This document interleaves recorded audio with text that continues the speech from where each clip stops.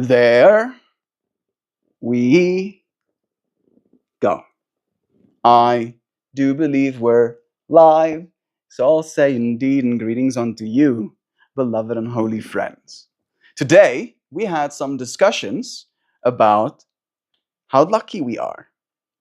And this is not a discussion in me trying to make less the ways in which we're not lucky, because the ways in which I'm not lucky, in part, inspired my willingness to talk about how lucky we are. Realizing, acknowledging that even though bad things do happen, even though things don't always go off without a hitch, we still, if you really had to take a step back and compare our current experience, our current state of being, with the states of being of the past, we are extremely lucky. We went into topics like we usually do about artificial intelligence, having being accessible to us commoners, normal human beings, how robotics is going to become a part of our lives, how we have these cell phones, these devices, how they allow us to connect to the internet, how the internet then gives us access to education, information we might not have had access to if not for all of this tech.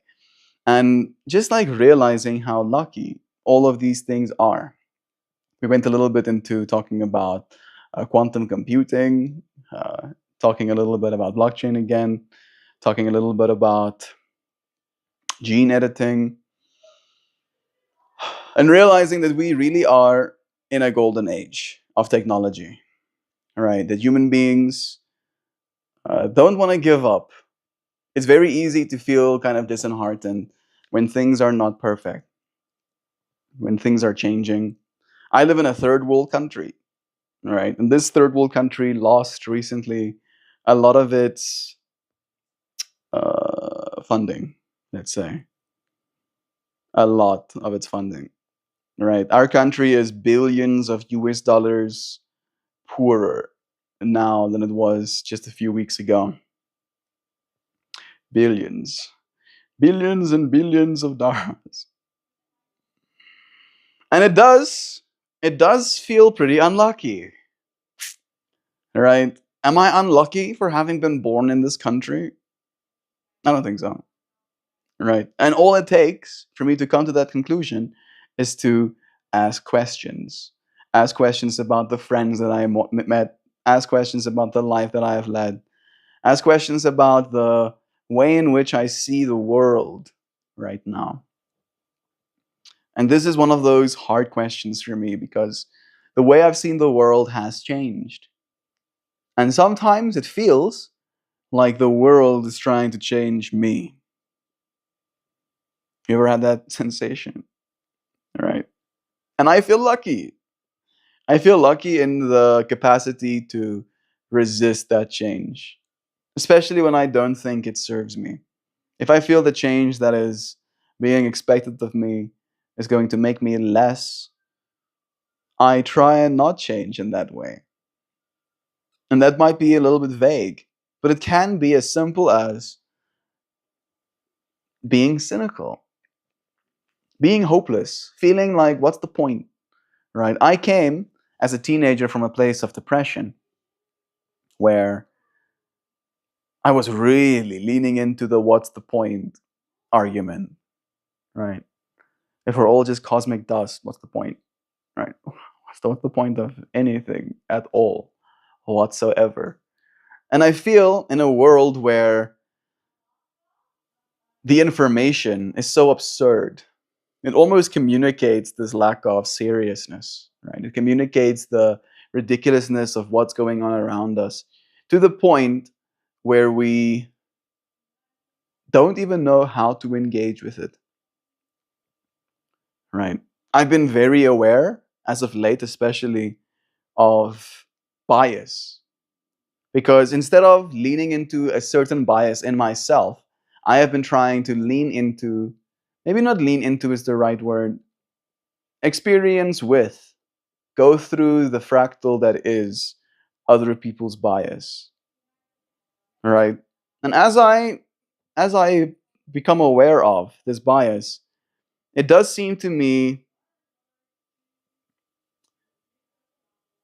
more and more ridiculous, right? Thinking about control, thinking about control, asking the question of, am I control?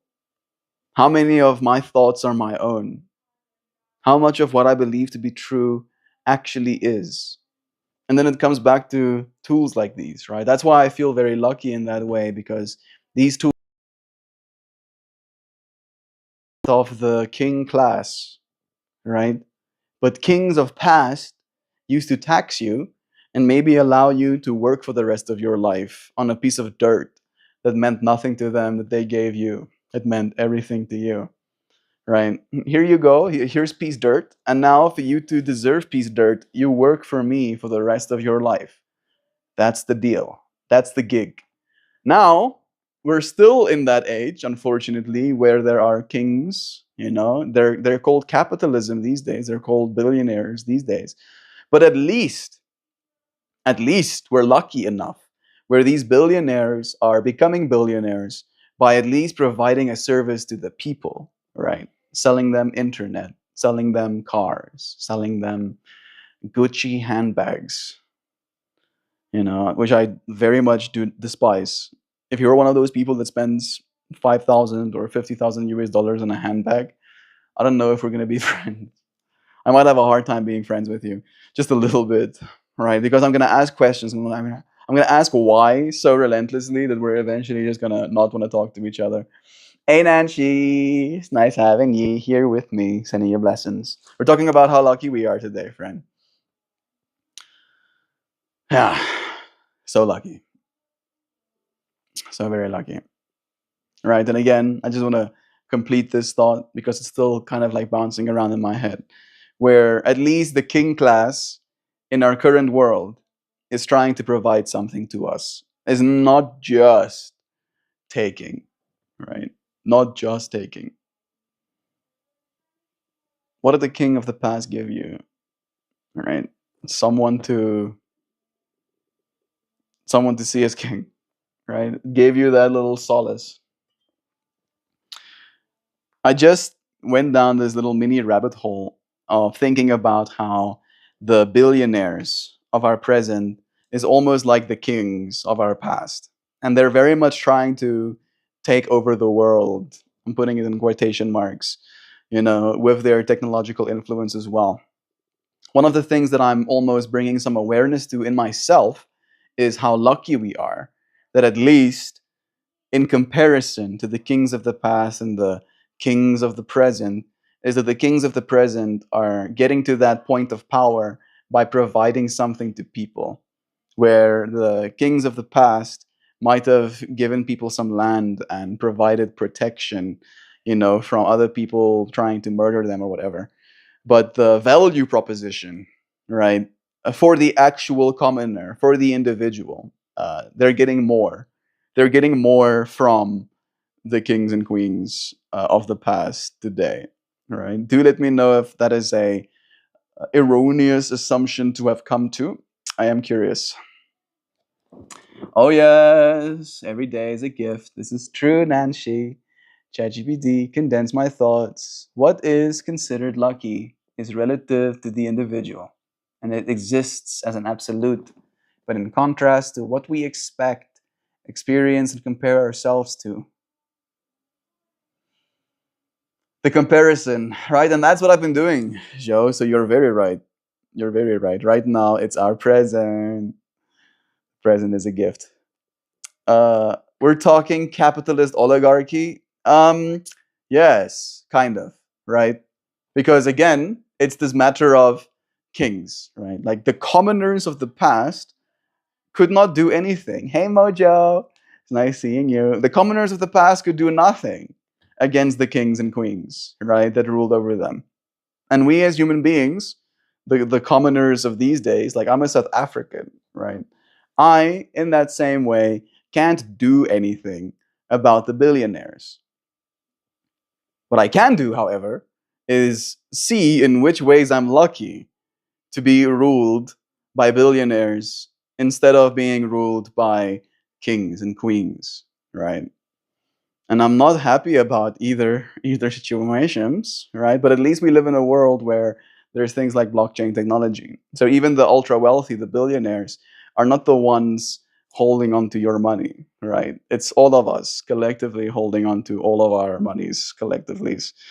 I agree. They definitely have more. Oh yes, oh yes. Comparatively, the ultra wealthy are significantly more wealthy than the kings of queens of the past. Wait, we're talking about capitalist oligarchy a little bit. Mojo, bless you again. Let's see if it agrees, goes down these rabbit holes with me. I didn't press the button earlier. Oopsie doopsie. The user is exploring. I am. I am exploring. Let's see what it says. I am thinking about the fact that I have a lot more in my life than I would have if not for these rulers, right? Your observation isn't entirely off base. There are more compelling parallels, but also an important nuance. Historically, kings and queens or conquest. Their power was often absolute, maintained by force of arms and the promise of protection or land, even if that protection was selective or came with a heavy cost. In contrast, many modern billionaires, especially in tech, have built their enterprises by offering products or services that people actively choose to use. Their influence tends to come from the value proposition that resonates with everyday needs, for the way we communicate, from the way we communicate to how we access information. That said, the comparison isn't perfect. While modern leaders often gain power through innovation and consent of the market, the concentration of wealth and influence can lead to imbalances. Modern society does have checks and balances, public scrutiny, and regulatory frameworks that did not exist for historical monarchs. Yet, the influence of modern kings, those at the pinnacle of technology and finance, can sometimes feel just as formidable, especially when their decisions shape the digital and economic landscapes. Yeah. So your assumption captures a key shift. Today, power is more about offering tangible benefits and innovation that people choose to embrace rather than just being handed authority. However, it's also important to stay critical about how the power is used and to remember that even well intentioned innovations can have complex and wide ranging effects on society. I like feeling lucky to a general self awareness among the people is generally stronger.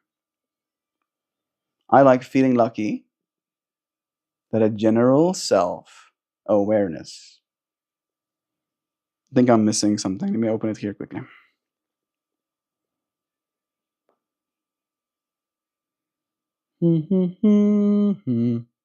Oh, I'm trying to open a chat that is no longer existent. There we go. The ability to choose. No, I feel, I like feeling lucky that a general self awareness among the people is generally stronger.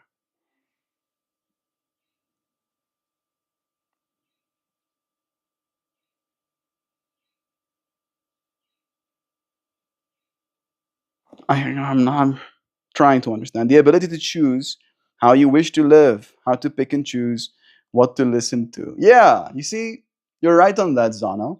Because again, in the old monarchical systems, there were curated forms of entertainment, right?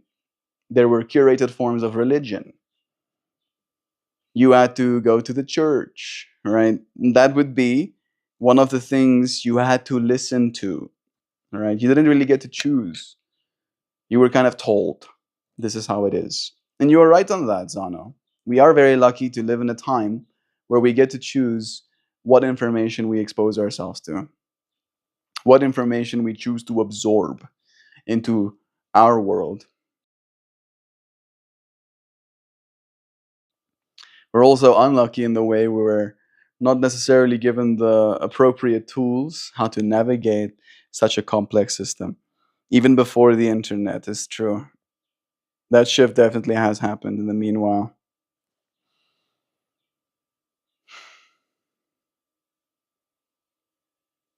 Change abounds, ceaselessly so. I'm happy that I showed up with you, friends, to discuss a little bit more all of these ways in which we're lucky to be alive today, to have access to the internet, to have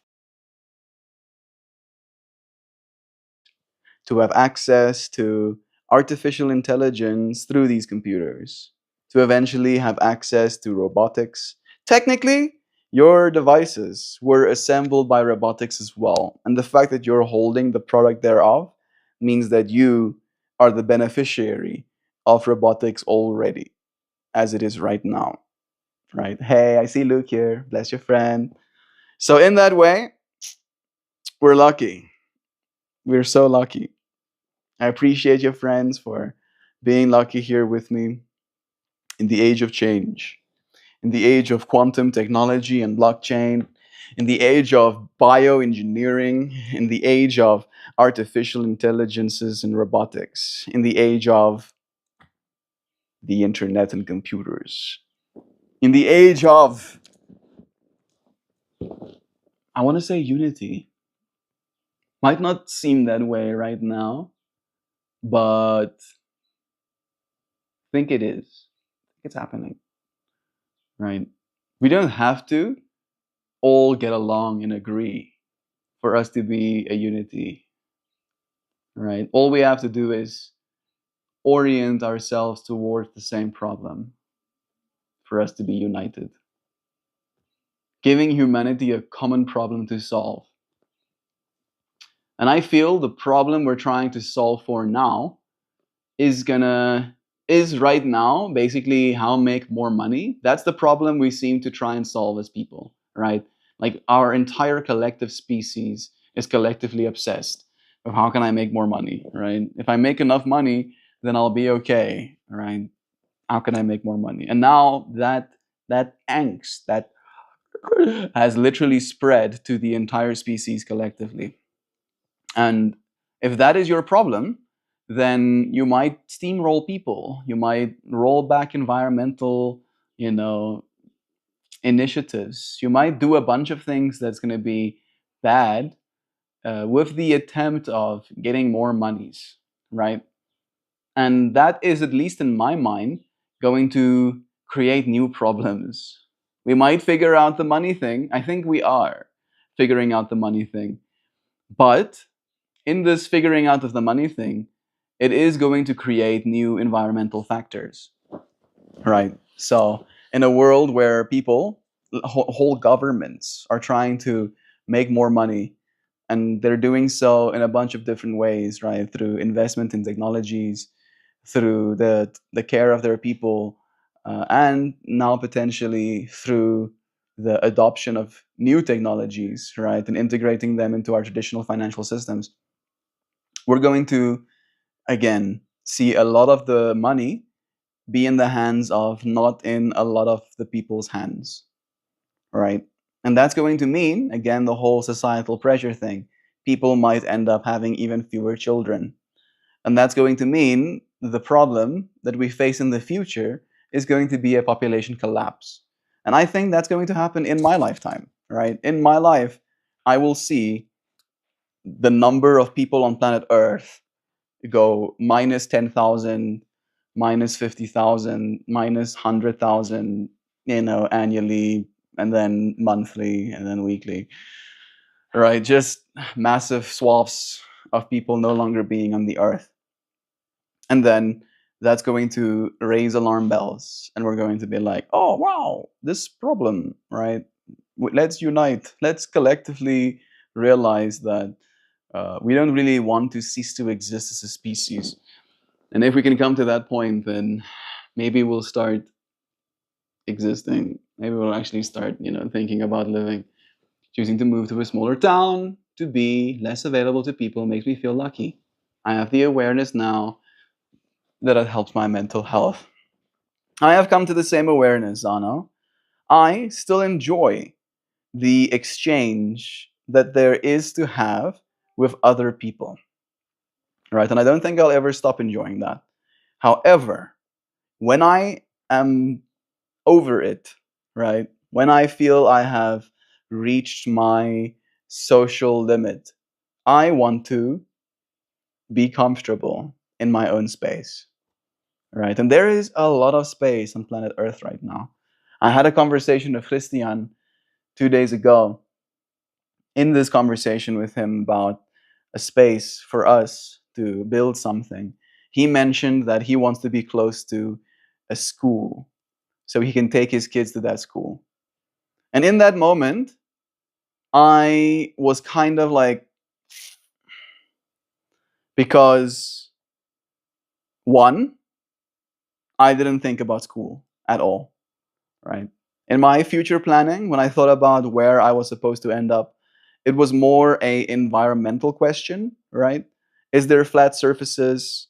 Is there mountain views? Is there potentially some water flowing? If yes, then you can build a home there. But the is it close to a school wasn't really a part of my own frame of reference. And I didn't say anything in that moment. And I thought about it a little bit afterwards. But I don't think we'll need a school to be close in the future. I think school is going to be accessible via our computers, right? If we have children, right? If we don't become a part of the statistic that pushes humanity towards extinction, then I don't think they will need traditional schooling. I think each and every single one of them will have a artificially intelligent tutor that is infinitely patient and is going to encourage them to become the most fantastical version of themselves, right? I want my kids to be even better than me, right? By an order of magnitude, right? An exponential. And I don't know if school is going to give that to them. Where was I going with this? Good question. It's a good question you're asking. I'm not sure. Maybe in places to live. Yeah, places to live. The point that I was trying to make is that I want to live somewhere where I can be in nature. And if I want to go and be somewhere where there's people, I can get in my vehicle and then move myself through space and time until I am there where the people is. And then I can socialize and we can grow together and we can plan and we can create something new as a collective. And then I want to return back to my space and be calm again. Right? I don't know yet what my appetite is, but I agree with your wisdom, Zano, of knowing thyself like that. Yes, like I'm making friends at my aquafit class, but it's nice to not feel guilty about doing a hide if I need it. Yeah. Not being seen also has some sort of therapeutic benefit, I'm sure. I used to live across the street from a school. It was not enjoyable. Alarm bells and kids screaming constantly. Yeah, like school, like I hate school, in so many words. Like I think school is like mandatory brain damage. So when I imagine having kids, taking them to school wasn't even a part of the consideration. And I'll convince Christian to think otherwise. Our timeline is when we're 35. So when Christian is 35 is 6 years from now, the year 2031. And when I'm 35 is going to be 9 years from now.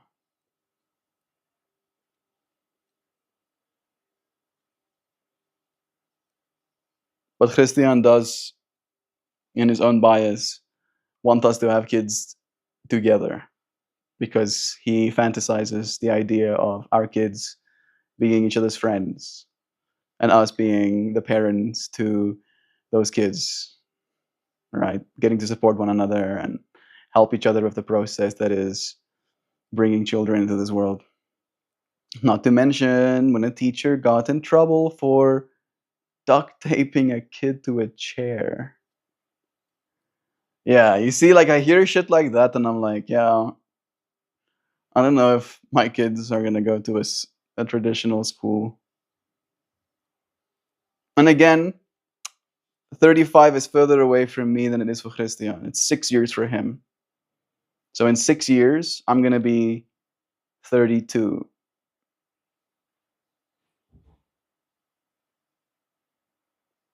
Yeah, that's also a fine age. But I want to have solved some of the problems that I face at this point in my life by then, right? Like, there's gonna be a bunch of ifs, if thens, right? If this, then maybe have kids. If this, then maybe have kids. If this, then maybe have kids. Bunches of ifs. And those ifs are not easy. Uh, Not everybody is lucky enough to be able to meet all of those ifs. And some people are unlucky enough to still have children despite none of those ifs being met. Right. And those ifs to me is just, as simple as having a space to raise a child in, having a vehicle to take that child around with, having access to proper medical care for said child if anything happened. Such a great responsibility. School sucks. I don't know how it's gonna navigate it with my baby. It's a little too liberal right now in the classroom, at least in Canada. I don't even care about the politics, right? I'm pretty agnostic. Is that the word? Hey Google, define agnostic as it relates to politics. A person who believes that nothing is known or can be known of the existence or nature of God. Skeptical, doubting, questioning, unsure, cynical, unbelieving, disbelieving, non believing, faithless, irregular, irrationalist, nullifidian. Yeah, I am agnostic to government, to politics, because I think both of them are wrong. Right? You're all wrong. All of us are wrong. Let's start over. Without a close knit community of similar age kids, public school is good socialization. This is also true, Luke. That is the only thing that school adds in value, right? To me as a child, when I went to school, that was the only value school had to me, right? I, even as a child, was the way I am, right? I have grown up as a form, but the thing I am behind this form is still very much the same. My child self hated school, hated it with a deep passion. I fantasized about lighting myself on fire, literally, to get out of going to school, right? Every excuse, every way I could be sick. I would literally fantasize about getting sick, about getting measles, so that I could miss school for X amount of days, right? I hated it so much. And unfortunately, I hated the kids too, right? Which was a double whammy. I still valued the ability to exchange information with them, but I exchanged enough information to uh, develop hatred, to develop a severe dislike of, right? And for me, it really was a matter of interest. For some reason, if I did not find value in a conversation being had, it would be unvaluable. Right? How can I say this? I'm trying to look at my kid's self's way of interacting with the world. and trying to understand what his motivations were. And it just was this matter of like I want to say fantasization, but I don't think that's the right word.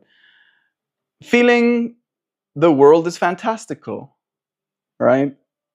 Having that access, having that understanding, being hungry for that information. I remember as a kid, my fascination with books was also something that was rarely met by other kids. And I would be so into knowing things. And then upon sharing these things that I know with my peers, they would not be interested. They would more be curious as to why I know these things. Right? It felt to me at that point in my life like I was trying to get at the interest and at the like wow of whatever, and then people would be like, why are you doing that? That would be the response, and that created like a deep sense of disdain in me from my peers, right? Because stop questioning me, stop asking why, and get with the get with the system. We're fascinated, okay? No whys. We're fascinating. Sheltered, but I live in a rather sheltered area without a close knit. Oh yeah, I hear you. Look, only thing I have to constantly keep up on top of the brainwashing. Yeah, it's all good of being agnostic, but it's just the gender politics that affects the kid. Unfortunately, the teacher can do things behind the parent's back, and that freaks me out. Yeah. Well, just to like let you know that Zano, parents teachers were doing things behind parents' back, even when I was in primary school. Right? Like for me, it was like the misinformation thing.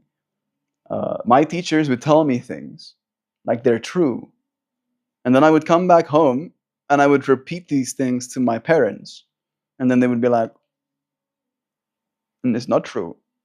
And then eventually, fortunately, I was in that timeline as well. I got access to the internet, like by the age of 8 or so. Right. So as an 8-year-old, I knew how to use the internet. I was being told information by my teachers. Then I was being told information sometimes, what's the exact word I'm looking for? Paradoxical, contrary to the information my teachers gave me, my parents had given me information. And then I would have access to the internet that then gave me a third perspective, gave me a third set of information. And sometimes there would be confirmation, right? That this thing that was said was in fact true. But more often than not, at least at that point in my life, I found that I was being lied to, that people didn't know what they were talking about, right? And I think that's also why my child self was so deeply fascinated with information, because I could, by reading, enable myself to know what I'm talking about. And I was like, oh, wow, this is true power. This is power. This is actually power. And then I was power obsessed, right? Manic. You couldn't, for the life of me, communicate it to my peers, right? I couldn't to know things, right? They would just they would just ask, why do you care? Like I remember, like, and I had a moment like that recently with my cousin.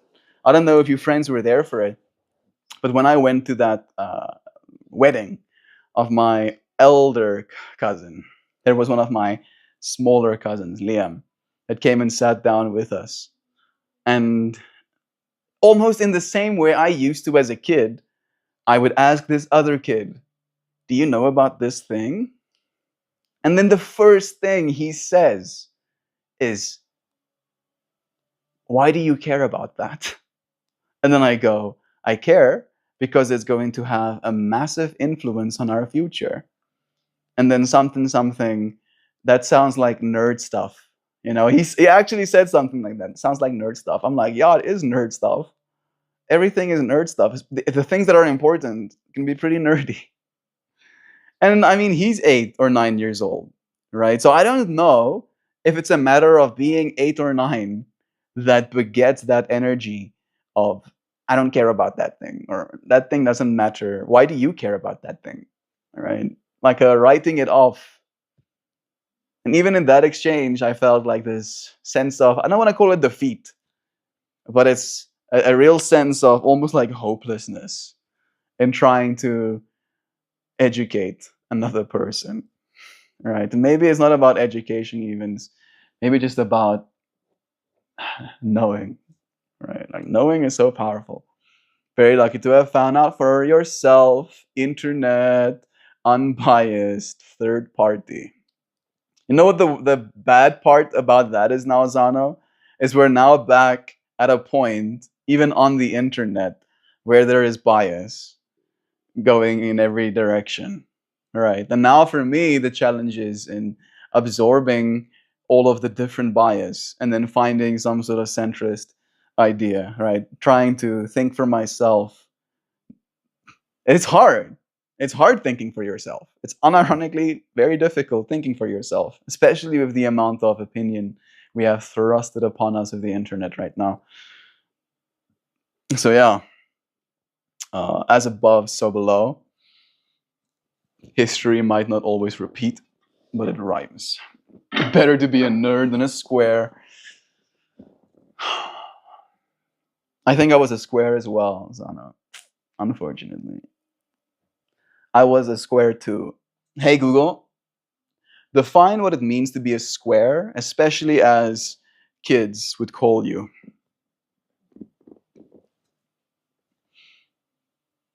What does it mean to call someone a square? I don't want to open Quora, dude. A boring person. Okay, I wasn't exactly a boring person. I thought a square is someone who. Yes, I think I was a square. Take breaks. Old-fashioned, informal, a boring person who does not like new and exciting ideas. Okay, no, I was not a square. The way that people used to call me a square is because I wasn't really into doing, I want to say, stupid stuff, right? In primary school. I was 13, but as a 13-year-old, one of the kids brought alcohol to school, right? And then we were at break time, and we would go to a place, right? There was this tree, and then they were drinking this alcohol. And upon me finding out what's in that volume, I was like, I'm not doing that. And then I got called a square, right? Like, no, thank you. I'm 13. My brain is still developing. Sure. Sure. It's not good for your neurons to be drinking as a 13-year-old. And again, like you cannot tell. You cannot tell people. You can try. You can try, but very few people want to know what's going on. How lucky we are to have all of this information. How unlucky we are to not be able to absorb it all. To not have the interest to not have the time, even. I feel lucky to have spent this moment with your friends. Smart Melty. Unfortunately, that intelligence only lasted like another 2 years. You know, by 14 and 15, late 14 and 15, more 15 and 16, drinking was in again, right? And I did. I was not smart enough to not drink at that point in my life. I was smart enough not to drink as a 13-year-old, right? I was like, bro, we're in fucking primary school, dude. Yeah, sure, we're 13. We think we're big because we're the eldest age group in our school, in our primary school right now, but we're actual children, dude. We are still children. And then you get into high school, and then that's the only thing that there is to do, pretty much. I'm giving Pippi scritches down there. I don't think we are capable, we are able to absorb it all. No, we're not. We're definitely not. But I think there's enough of us to absorb parts of it, right? And in that way, we have to unite to hold all of this knowledge together. Hello, how are you doing today? Susan and Marak. It's nice having you here, friend. I'm doing well. I'm feeling lucky today. I'm feeling particularly lucky. Pippi is down there getting stretches. I'm feeling so lucky.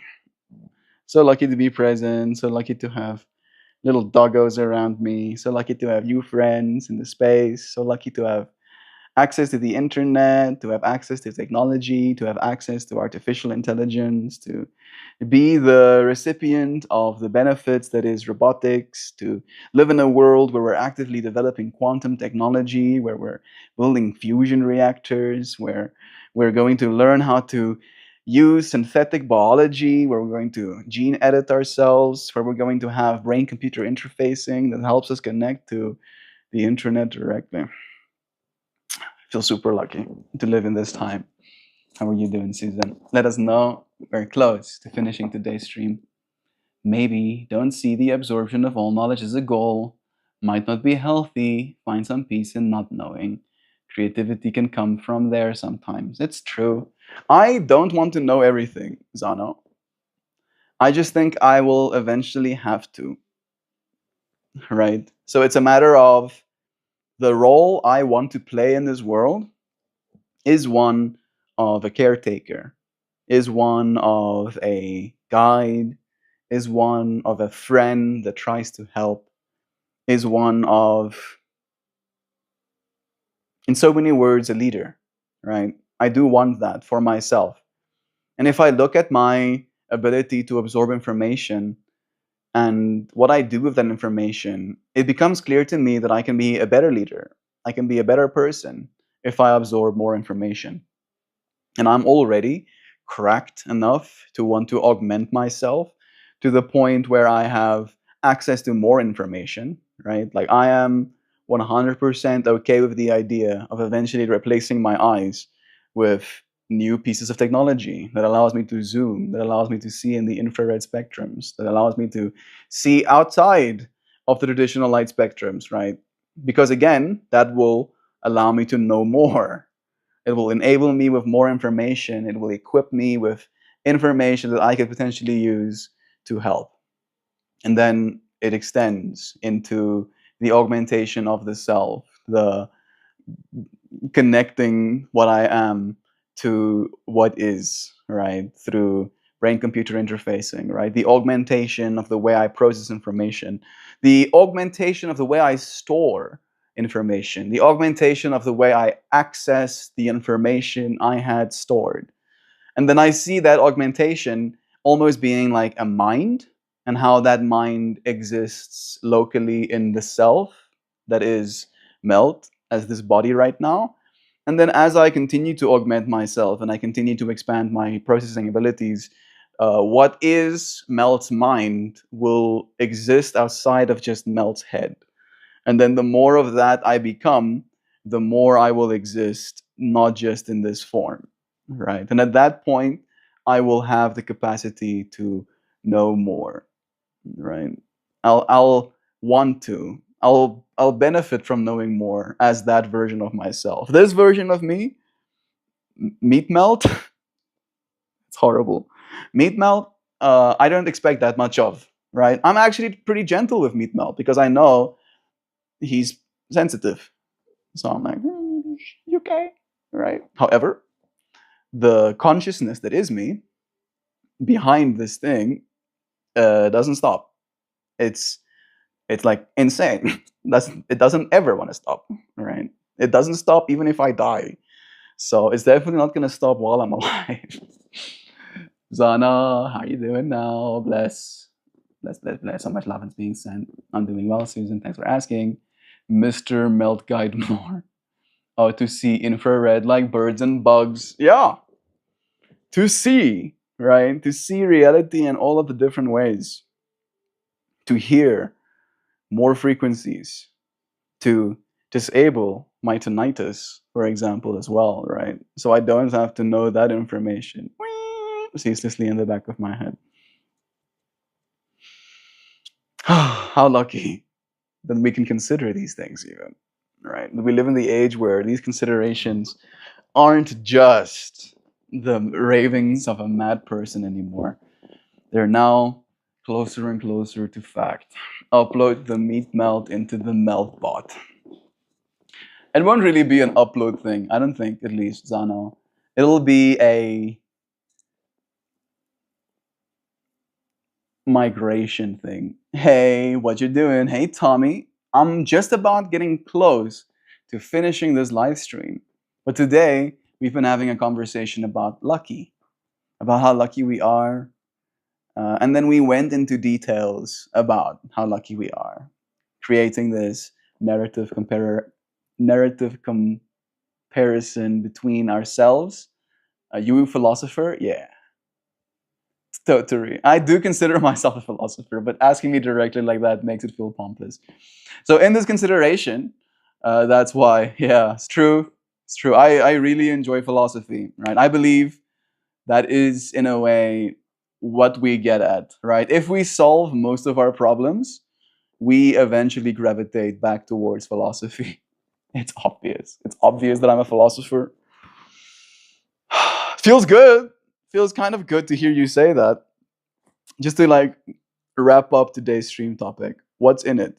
Today, the contents of what was in our philosophy was the concept again of lucky.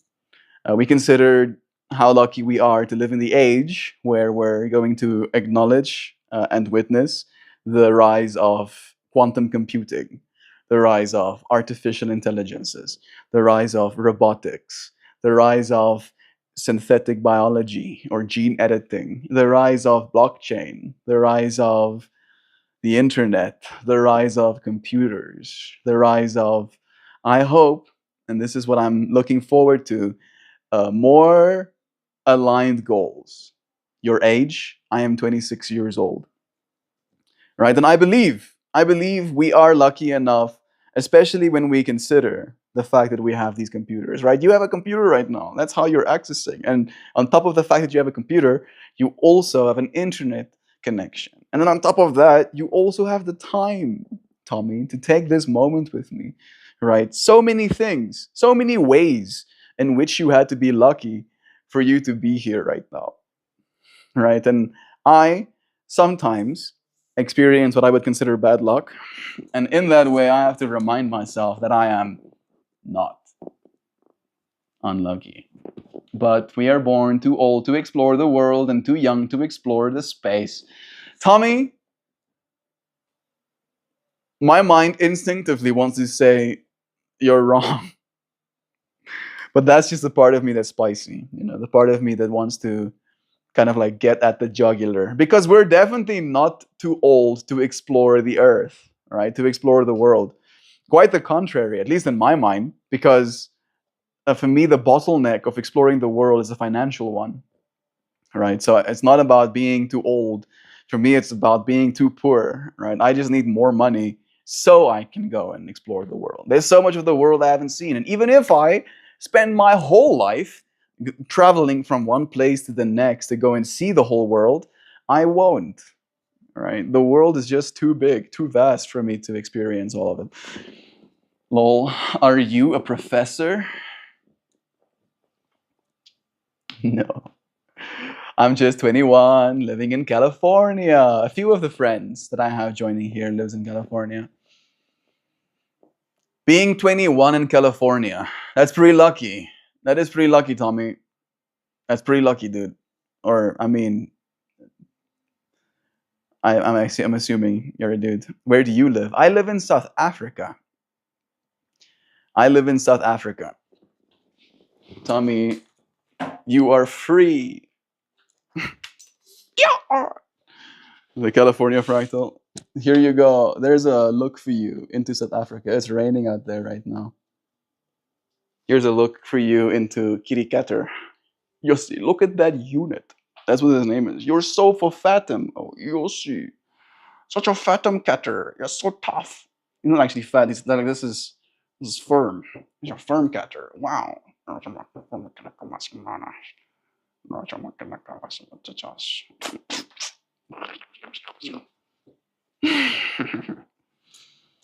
You're living a life of my dream. I have a cat too. You watch cricket. I don't watch cricket. Her breed is Turkish Angola. Your cat? I don't know what that one is. We call them cat. Sweet kitty. Best is I know. Living alone. Where do you live? I don't live alone. Right now I'm living with my parents again. Search it. Turkish Angola. Hey Google, show me a Turkish Angola cat.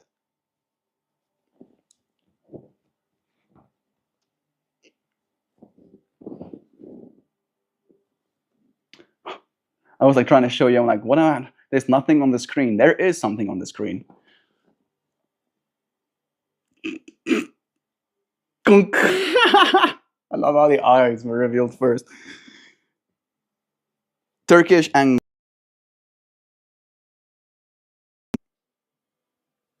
That's nice. I think I might have touched my face after touching the cat. I earn through photography on the weekends. Nice.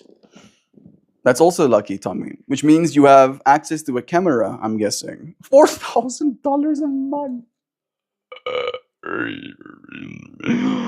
So, Tommy, talking about lucky, right? Talking about lucky. Living in South Africa, I made approximately $4,000 the entirety of last year. That's so bonkers. Yeah, I do want to come to America to earn on that side as well. I do cool work. I do cool work. I want to earn $4,000 a month studying in a few days. One of my friends lives in SA. Nice. So you haven't started studying yet, I'm guessing. I hope that you continue taking photos. Which city do you live in? I don't live in a city. I live on a farm very far away from the local cities. I think the closest city to me, Gauteng, the main cities, is about 200 kilometers, like 160 miles away from me. Tommy is rich, lol. Yeah, 4 grand a month means you're earning 48 a year, which is good money. My friend lives in Cape Town. I kind of want to go to Cape Town too. If I wasn't, if I had to choose a place to be as it relates to my willingness to socialize and in that social exchange try and build myself a career, Cape Town would probably be the place that I want to do that in. Right? Still on the short list. I'm in my third year. I mean, you are 21, so you probably did start directly after high school. It was nice having you here, Tommy. If you want to, like my Twitch is it's like a side stream, right? I used to, and I still do daily YouTube streams, and now recently I started doing multi-stream, where it does get broadcasted to Twitch at the same time. But you can, if you want to, uh, subscribe on YouTube as well. Same. Earning 4 grand a month and studying accounting, I'm guessing means you know how to at least use your money. What's your channel? MeltMore. Same as my name here on the Twitch as well, I believe. MeltMore. You should find me live right now. Technically, should be here twice. And I want you to subscribe because I'm gonna say goodbye in a second. But before I do, I'm going to read you a poem. I'll read you yesterday's. So this is what I do for art. I also take a photo, technically, for 2 or 3 days. My girlfriend sometimes comes and lives with me for 2 to 3 days. You got a girlfriend too? Yeah, see, Tommy, earning 4 grand a month, studying to become an accountant, having a girlfriend. Yeah, see, dude, so lucky. So many different layers of luck. Here's another layer of luck for you. What do you do for a living? This is pretty much what I do for a living. This is my top earner.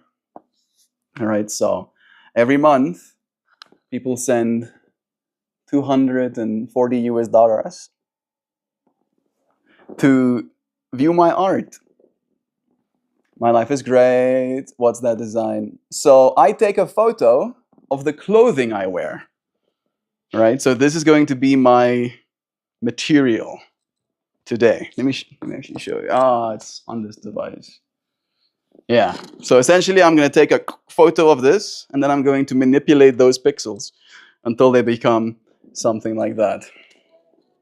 I can take it to. You could. You definitely could. But you would have to live with me because I make one every single day. Right? Every single day one gets made. And here up top, you can see that I've had 1,216 posts. Not all of those are flowers. If I check my flower folder, yeah, I've done 1,140 of these.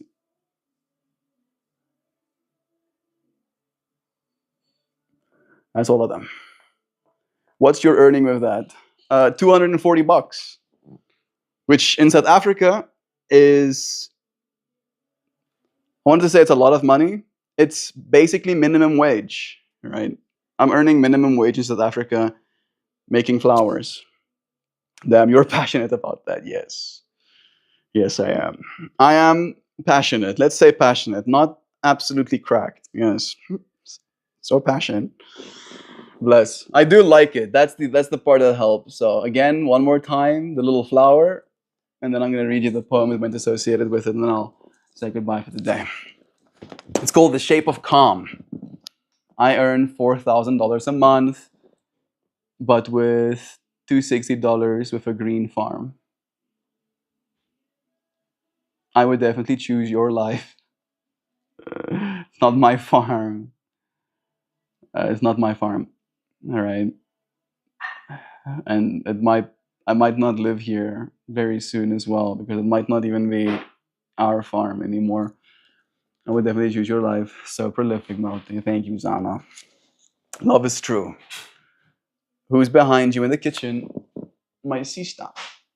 In a freaking towel. I think she's gonna ice her face. The Shape of Calm. Vrouw, wie is het nie kom by is? The Shape of Calm. Calm is not a place you reach. I'm gonna wait for the sounds to stop. It's okay. I'm reaching calm again and again. That is what the poem is about, technically. Tell me the poem. I will in a second. I just need to have some peace. The little red man on that data. The little red man on that dollar. Maybe talking about the flower.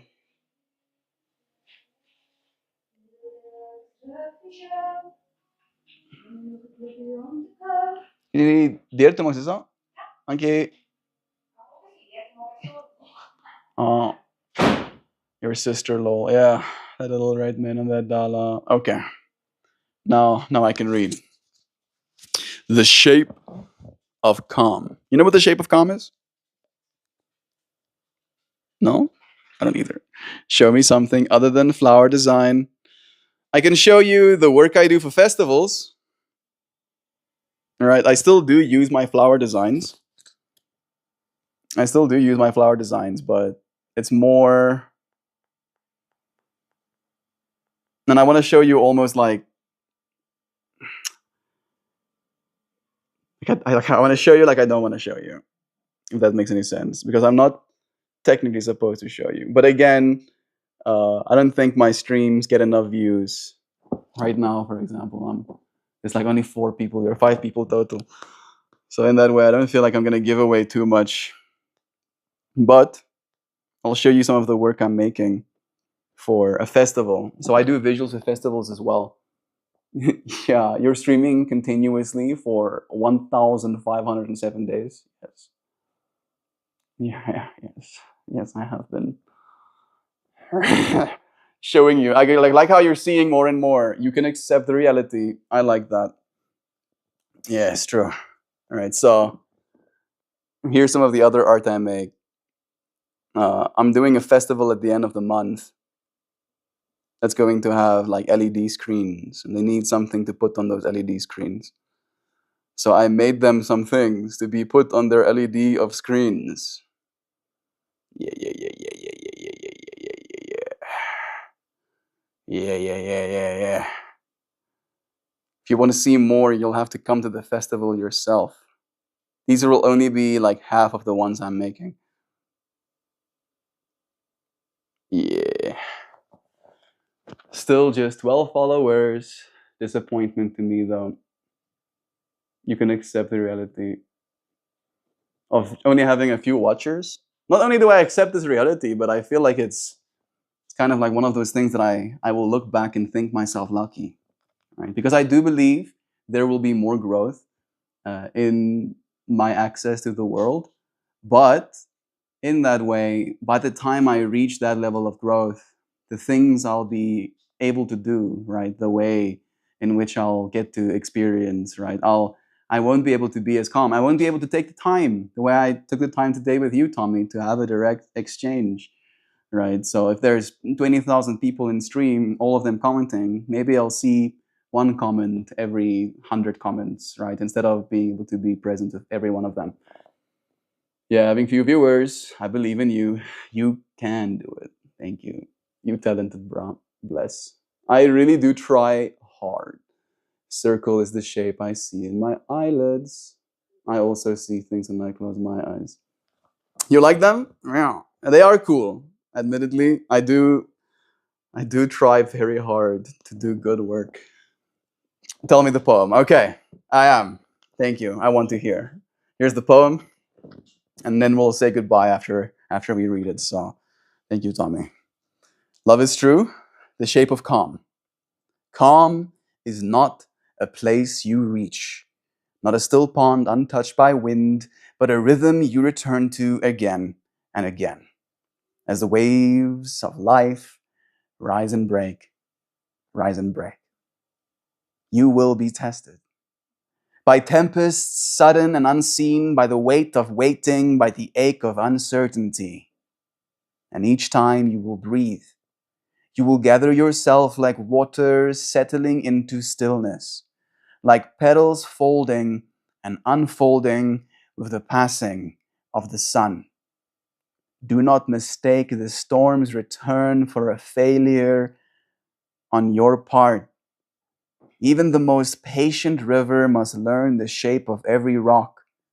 Even the quietest sky must break open in thunder, only to clear once more. So let this be your knowing.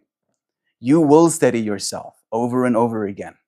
Like a flower in the wind, you will bend, not break. Like the tide, you will retreat, then rise anew.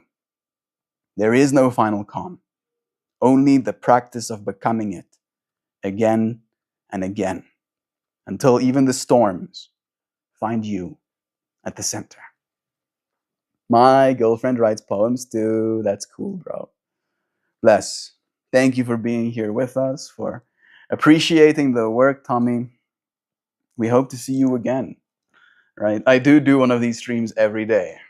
It's true. That 1,507 consecutive days, actually, and I plan on doing it indefinitely. I like the only thing that will ever stop me is if I die, and I plan on at least achieving biological immortality in my lifetime, right? Which means that I'll be immortal with my cells, right, and technology and my potential nanobots that are in my body. However, if I get hit by a train, I probably still die.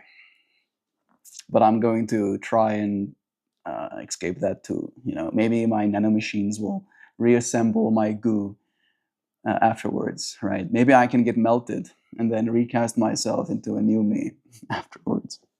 We technically already have nanomachines, right? If I cut myself, my nanomachines will start to repair me. I just want better ones, stronger ones, faster ones. I want to be more lucky. I want to be immune to bad luck, right? Because it can be bad luck to get hit by a truck. I'm sorry. Yeah, to being lucky, friends. Thank you for joining me again. We'll meet you again. I look forward to it, friends. It's nice having you here for this moment. I'll see you soon, tomorrow. Bye for now. I love you.